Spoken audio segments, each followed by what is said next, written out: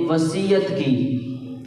اب یہاں وصیت سے وہ وصیت مراد نہیں ہے جو ہمارے ہاں مرنے والا بندہ زندہ لوگوں کو وصیت کرتا ہے، بلکہ یہاں وصیت سے مراد تاکید ہے۔ جب وصیت کی نسبت ہم اللہ کی طرف کرتے ہیں تو اس کا معنی ہوتا ہے کہ اللہ نے تاکید کی ہے۔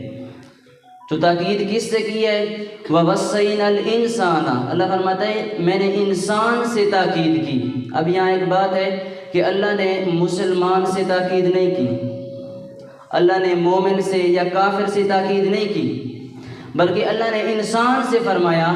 کیا مطلب کہ جو بھی اپنے والدین رکھتا ہے، انسان کے والدین ہوتے ہیں، میں اس سے تاکید کر رہا ہوں۔ اب تاکید کیا ہے؟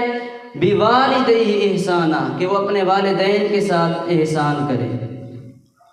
یہ آیت کا مختصر حصہ میں نے پڑھا، تو اللہ رب العزت نے ہمیں والدین کے ساتھ احسان کرنے کا حکم دیا۔